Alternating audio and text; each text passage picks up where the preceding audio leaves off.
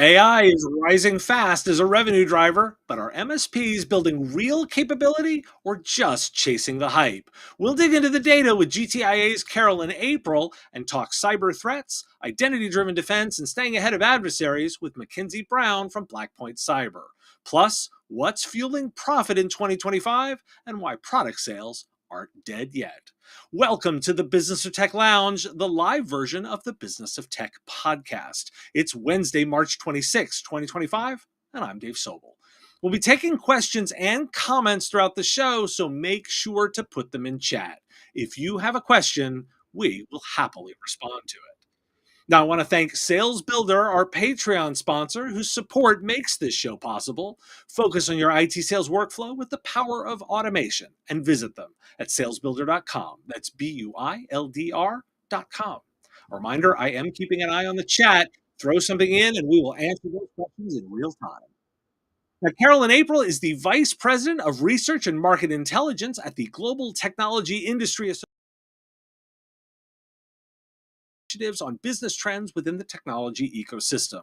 With over 2 decades in the IT channel, her expertise encompasses areas such as cloud computing, managed services, and business model transformation.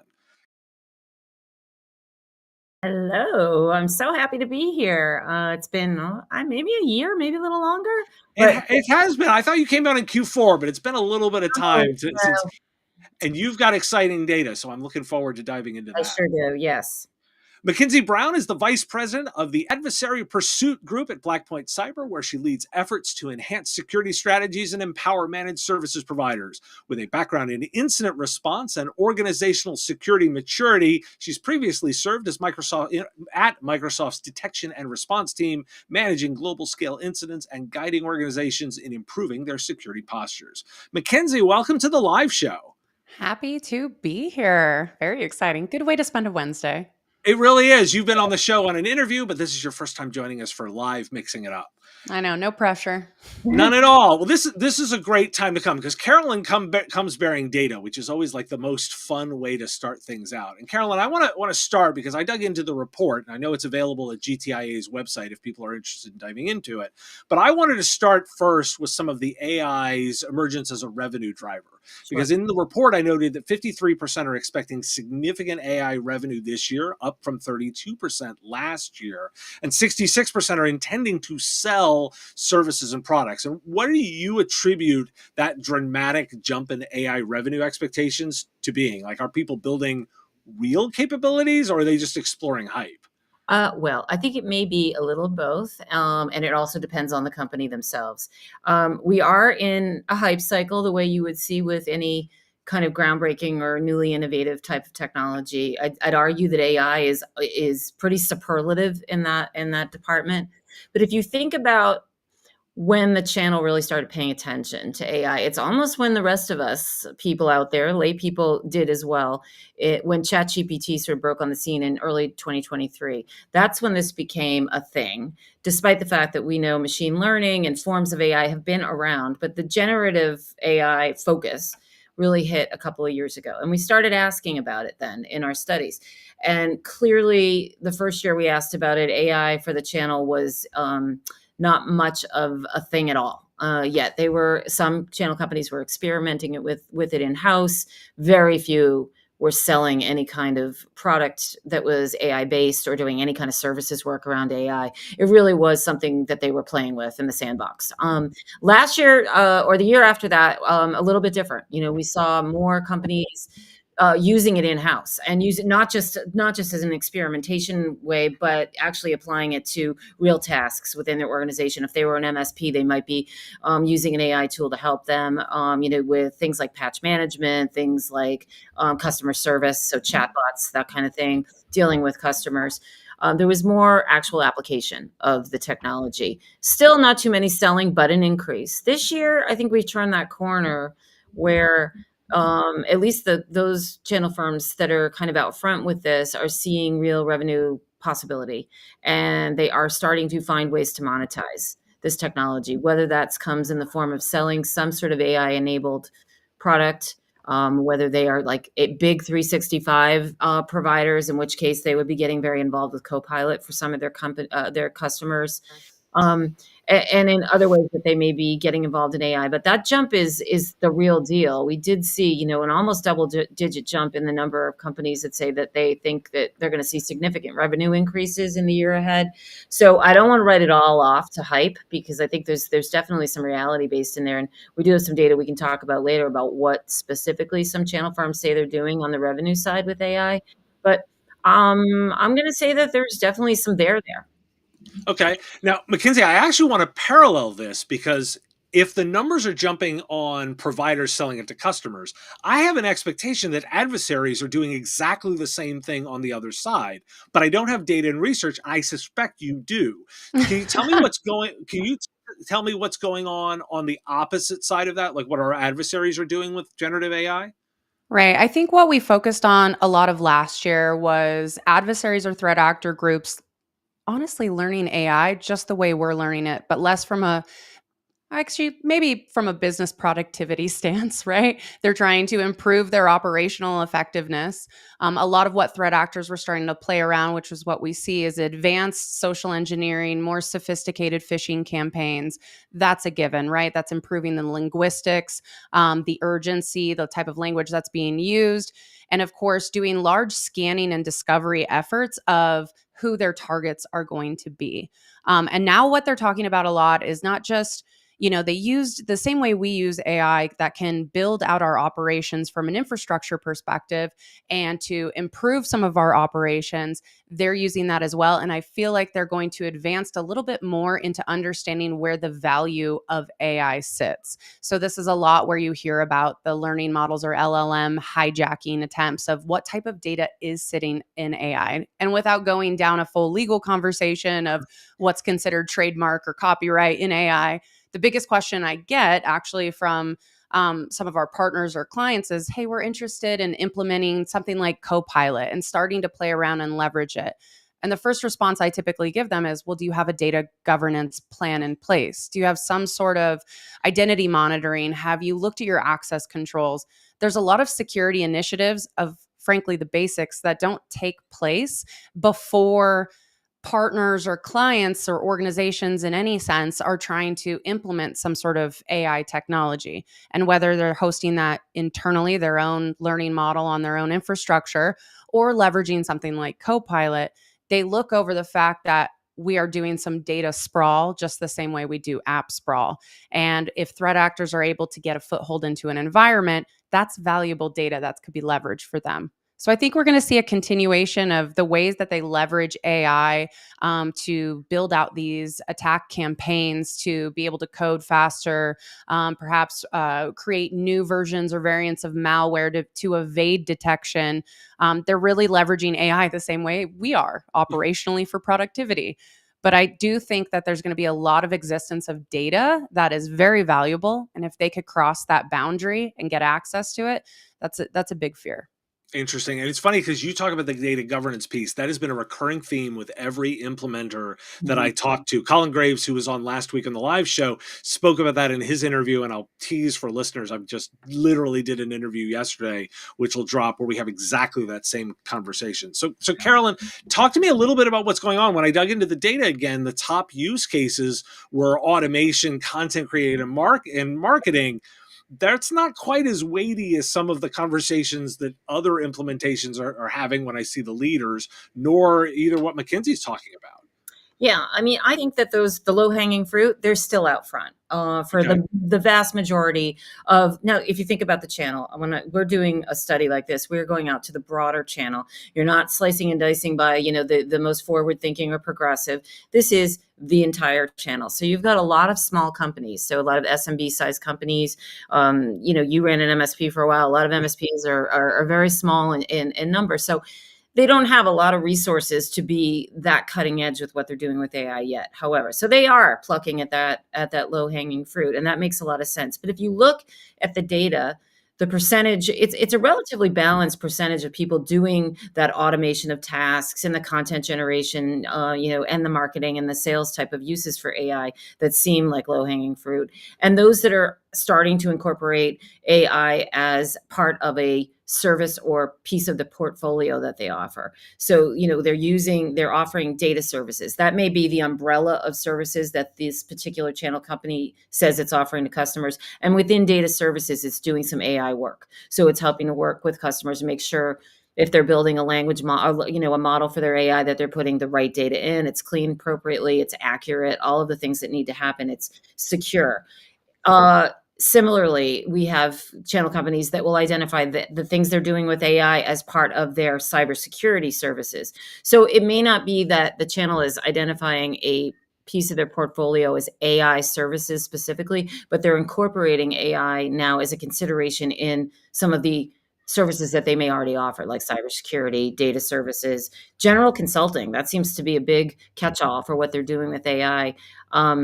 There's so much upfront work that a lot of customers don't understand needs to be tended to if they're going to consider using AI in some format, whether that's doing the data cleanse and all of that, considering cybersecurity, considering infrastructure. I think a lot of companies don't understand that in some cases, you're going to need to refresh some of the infrastructure and hardware that you might be working with if you're going to get really deep into the use of AI within your environment itself. And so the channel has a great opportunity here, quite frankly, to do that kind of consulting to help build, an AI strategy for their customers. And that may mean not selling any sort of things at all with regard to AI, but selling their consulting acumen. Gotcha. Reminder for anybody watching live, throw your questions and comments into the chat. We will definitely take them here. And if you're watching on the recording, send me an email at question@mspradio.com and we'll take it from there. One of the data points that I found really interesting on here was, the profit pressures despite revenue optimism kind of section is AI, cyber, and data are all seen as profit centers, but competition and pricing pressure at 49% were areas that weighed on here. MacKenzie, I kind of wanted to ask you a little bit. We keep flirting with data governance and cyber and stuff. This feels like a lot of the cyber skills that you think about from cyber frameworks and management skills should translate into data governance. Is that what you're seeing with providers that are like leading in this, or am I off base? No, I don't think you're entirely off base.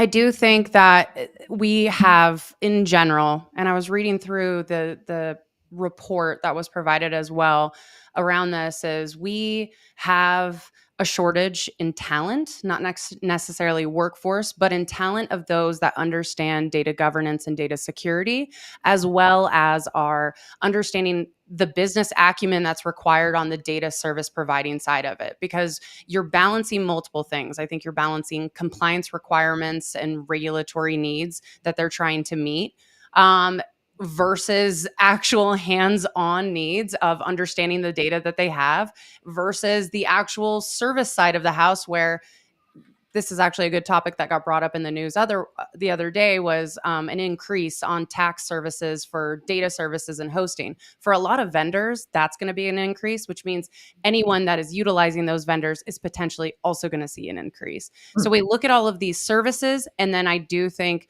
match specifically with the talent that's needed is going to be a big issue. I apologize. My camera is not liking me today. Some days are like that. Now, I want to throw it back, Carolyn, to before I round out on the report a little bit. There was one other area that really intrigued me, and it was the idea of 37% saying they sell services versus 31% still selling products. Yeah. And 31% are also forecasting revenue growth in reselling tied to PC shipment growth. Now, IDC just dropped all of their projections for this year to only a modest 2% growth, and most of it they're tying to Windows 11 upgrades. I'm looking at this and saying a bit of a disconnect between what I think the providers are looking at and what the market is saying. Like, what's keeping product sales alive here? Well, there may be some stick-to-itiveness on the part of the old school resellers, I would say. I think I can't explain it entirely, but I think I'll go to one data point that I think is really important from the beginning of the report that I wrote about. We asked the question, what do you think about the state of the channel? Very general macro question, health-wise. And it's literally a split between half of the respondents believe that the channel is healthy and yet status quo. stable but healthy. The other half thinks it is healthy but changing rapidly. So you've got these two camps. And the way I view it is you've got the more progressive channel companies, those that are embracing AI, getting into more sophisticated cybersecurity, just going for it and trying to grow their revenue. And then you have this other very strong 50% that are still steeped in a lot of legacy work and traditional work that the channel has done. And frankly, they consider their businesses healthy, they're happy, and they're marching on. So you've got even a disconnect within how the channel perceives itself. Now, as far as PC shipments go, I believe, in terms of hardware, there is a big refresh with Windows that's going to be coming up. I believe that AI is driving some infrastructure spend in particular, and that has been sort of an underreported phenomenon. That is definitely something that's happening. I think, and I think that just a continued strong placement of these channel companies that are in that 50% that are very much infrastructure focused and continue to be to this day. Gotcha. Now, we could spend all day here, but there was some other stories that I wanted to kick around to talk a little bit. MacKenzie, I want to throw it to you on this one. In particular, I was digging into some dark reading stuff that really talks about some of the basics are still a significant problem here when we look at cloud configurations. I found yet another article showing how cloud configurations left in their basic stance are continuing to let people just essentially get owned by not doing the basics. How much of what we're dealing with in cyber is still the basics are still a problem, and how much are we really need to be considering advanced new threats? I think it's a little bit of both, and hopefully the tech gods are with me right now. My camera doesn't, but if it does, it says no signal. We're That's good. very apropos with this conversation. No signal as attached to what needs to be happening. Um, Misconfigurations, especially in the cloud, let alone any sort of technology that you're investing in implementing, is a huge issue. Cloud specifically, when it comes to even from a security operations perspective, where we're monitoring and detecting potential threats that are being exploited inside a cloud environment, is often due to the fact that, well, there are some misconfigurations in identity. Being able to do proper access controls, understanding asset management. This is from an application perspective, understanding the trust that you have in place, in placing some of the security settings often that are not turned on by default. These cloud hardening procedures are not necessarily prioritized. And nowadays, it is maybe 5 years ago, this wasn't considered basic. Today, it's still considered, today, it is considered basic. These basic needs that need to happen. And I feel like, again, if we start pushing towards some of these more advanced technologies, such as AI, without really looking at, understanding the location or our footprint and where our data lives and how it's being protected, how we're not just providing governance, but we're limiting access and we're putting those layered defenses on top of it. If we can't get, because those are basics, if we can't get that handled, then we're really going to struggle with some of the advanced technologies that need to be invested in, or really struggle with, we may see some sort of positive impact that those technologies make, but one incident, one threat actor could switch it all up for us. And it makes all of that positive revenue get masked by a very negative impact. Right. Now, a reminder for those watching, throw it into the chat if you've got a question. We've got some experts here that will happily take your questions on anything, and I will happily contribute an opinion, which I'm full of all the time. Now, Carolyn, the other piece I kind of wanted to dig in is, as I think about this, we've talked about the configuration problem that the data and dark reading is showing. What are you seeing in terms of sort of state of the play on cybersecurity? Like, how much of revenue growth are solution providers hanging their hat on cybersecurity versus some of the other projects that they're looking at? Cybersecurity is a big hook that they're hanging their hat on for sure. It has been for several years. It's been the number one service slash product area that the channel has identified as its revenue driver. This year it was eclipsed by AI, but again, cybersecurity was number two. And likewise, for profitability, they're seeing a lot in cybersecurity. So it's clearly a big piece of the puzzle for many channel firms. That being said, I think to go to your very original point about the basics not always being met, there are a lot of channel companies who are still very much living in the basics of cybersecurity, and that is what they offer at a bare minimum to their customers. It's not really a part of their portfolio that is what they would call their core mission. And then you've got, many channel firms out there that are really devoted to cybersecurity as their core mission. And what's going to be interesting is to see whether that side that is really only considering cybersecurity as sort of an add-on or something that they have to do as a table stakes for their customers, but they don't dive into the more sophisticated elements of it, whether they shift over and transition. But I don't, if you ask me, what do you think is the number one, opportunity revenue wise that the channel has been pursuing in previous years and will continue to pursue in the foreseeable future? It is definitely cybersecurity. Okay. Now, AI might grow leaps and bounds, but you have to remember AI was starting from here. So right. doubling in revenue means you've gone from 5% to 10%. You know what I mean? So it's not quite the same as what is already a very well established stream of revenue for many channel firms in cybersecurity. Well, and in theory, they could be hitting two different parts of a customer's revenue stream. If you're investing in AI, you may be helping with top line growth revenue, where cybersecurity could be about protecting existing revenue streams, cost of goods sold. Like there's a difference there, which actually is an interesting way to me to pivot a little bit into the larger scene about what's going on larger. And I want to say, MacKenzie, I've got some questions in particular because I think you have some good insight into this. I was digging into some of the chaos over at CISA, and I've been covering it on the daily news show for those that follow it there. In particular, there was a highlight that I shared with you before we went in here, and for listeners, CISA's been having some level of chaos in terms of their staffing and changes that are going on in the larger sense with what's happening in Washington. In particular, there's been some coverage about disarray among the red teaming environments at CISA. And I thought it would be really useful for you to be able to tell us, like, hey, what do these red teams at CISA do? And what's the impact of that being less stable than it was before? Well, CISA in general has made strides in the cybersecurity community by developing a lot of the policy and plans that organizations need to leverage to build out their own internal program. Let alone they do a ton of monitoring of emerging threats, vulnerabilities, things like 0 days that are hitting the market that we have to be aware of.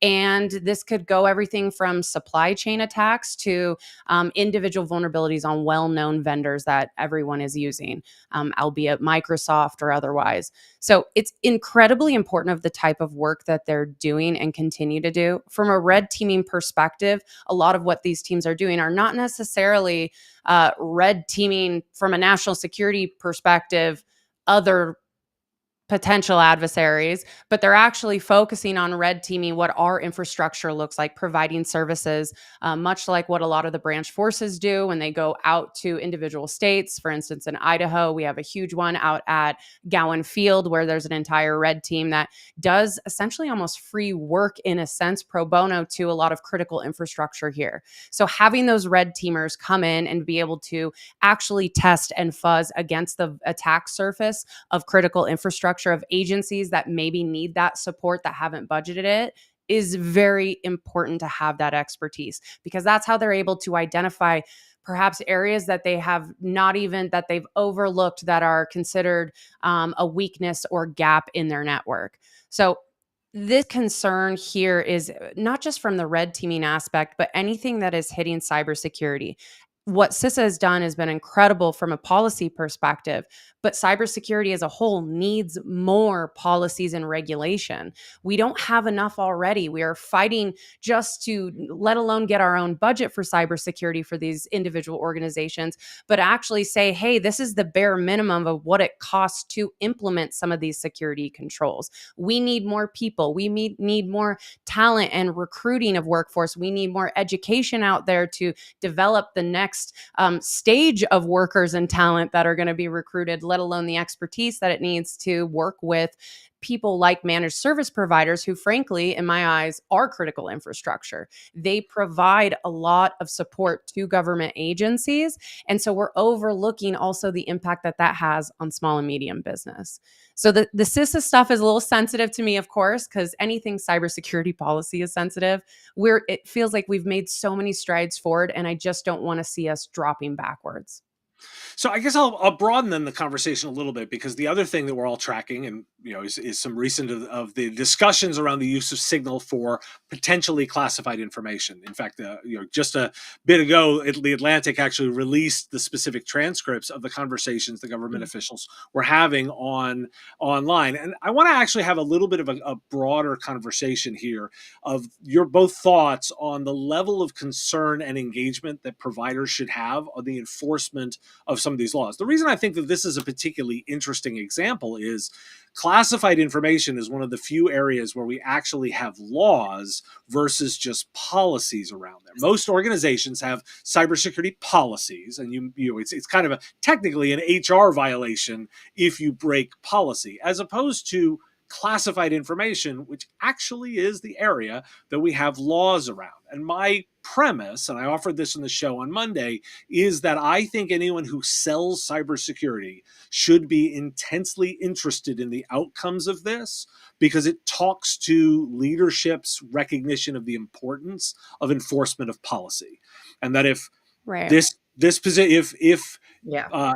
no, there are no consequences for breaking the law, it puts cybersecurity focused providers in a position of pushing a boulder up the hill of saying, well, if you can break the law and there's no consequences, why are we worrying about policies if you're an employee?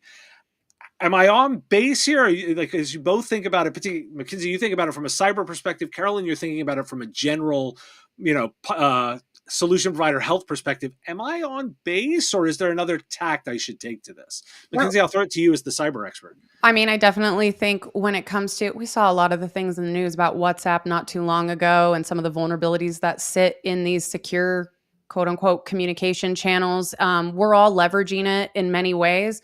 Obviously, at a corporate level policy, it's the same way, whether we're talking about AI or secure communications that are out of band of corporate networks. That it's both policy and, like you said, classification. It's putting you at more risk. It's putting any sort of intellectual property or proprietary information leakage at risk, and it's putting the users themselves at risk. So I do think from a security side, like you said, this is a really great lesson of how can policies exist, but more importantly, how do we enforce them? And Carolyn, I'll throw it over to you. Thinking about it just from the general health of the solution providers themselves. Well, I'll take it from the business angle here, is that I agree with you. I agree with your premise. If there are no consequences to this more stringent level we're talking about, not policy, but law, if there are no consequences to cybersecurity laws being broken or transgression in any way there, it makes it harder. It really undercuts the gravity of a message you're trying to get across about how important it is to have said policies and laws and how important they are. So if you are, for example, a solution provider or an MSP who's out there pushing cybersecurity quite hard, and then consulting with your customers about how important it is not only to have cybersecurity technology in place, but to also have governance and various policies and rules that they have within their own organization and how they interact with other organizations. And this would be particularly important to MSPs, how they kind of keep their own ship in good standing and then make that messaging go out to customers. It makes it harder to make your case when you see something being flouted law-wise elsewhere. It's, this would go for any kind of law. If so-and-so gets away with something, why can't I? Or why is what you're telling me is important really all that important? If we just went through an instance where the law wasn't followed, there were no consequences, and everybody's A-okay. I think it just makes the job of selling cybersecurity and selling the adjacent services around cybersecurity, such as the policies and the governance, much more difficult. Yep.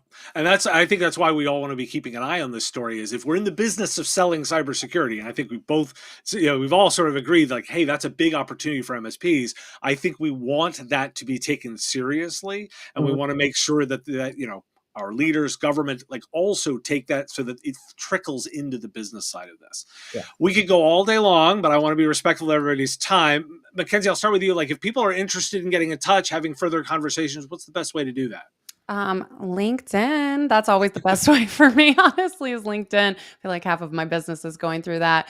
If you want to learn a little bit more about Blackpoint Cyber and what my team does, which is focusing on threat intelligence and threat research for our partners and the MSP space in general, you can find us on our website. Awesome. And Carolyn, I know you've got new resources out from the, in terms of your the channel report. Tell me a little bit about the way people can get access to that at the GTIA organization. Sure. Well, they can find everything they need resource-wise. They get the full report here, including the PowerPoint deck if they're more interested in digesting graphics and not reading a full report, all on GTIA's website. So it's gtia.org. Note the org, not .com. And you can also find me on LinkedIn. So if you want to talk to me personally about any of these data points or any other subject related to what we discussed today, I'm happy to have a chat. So you can find me there as well. Well, thank you both for joining me. This has been great fun. We could go further, but I got to be careful with everybody's time. But I'll have you both back to mix it up again in the future. Thanks for having us. Awesome. Thanks so much, Dave. Now, I want to give a preview of an upcoming interview. Sahil Agarwal, the co-founder and CEO of Encrypt AI, joined me to talk about security and the critical importance of compliance in the adoption of generative AI technologies. We discussed how organizations can identify and mitigate risks associated with AI, ensuring the safe deployment. And we had a long conversation about it. Here's a preview of that discussion. So what red teaming or what risk assessment is doing is, let's say you have an agent or a co-pilot with a particular use case. There are certain guidelines that you would like it to follow. There are certain policies you would like it to follow, or regulations that may apply.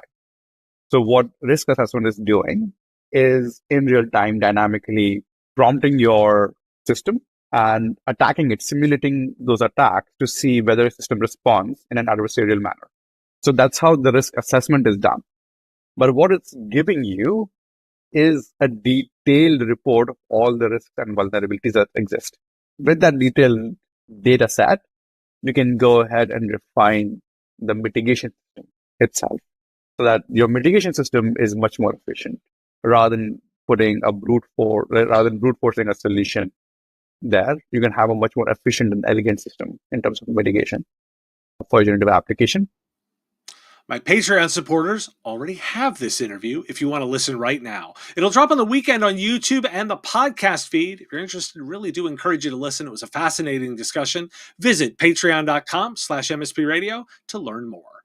And I want to thank Sales Builder, our Patreon sponsor, whose support makes this show possible. Focus on your IT sales workflow with the power of automation and visit them at salesbuilder.com. That's BUILDR.com. And vendors, you too can get your name mentioned on the live show. It's a simple monthly subscription. Visit patreon.com/MSP Radio to sign up and learn more. Now, listeners, you can support the show. The number one thing you can do is like, share, and follow on your favorite platforms. It really matters. Hit that like button, hit the subscribe and follow buttons, and follow me on whatever platform makes the most sense for you. And you can support directly with our Give What You Want model. You set what you think the content is worth, and you get access to all my videos early. If you have a question and are listening to the recording, send it in at question@mspradio.com. Thanks for joining me for the Business of Tech Lounge, and I will see you next time.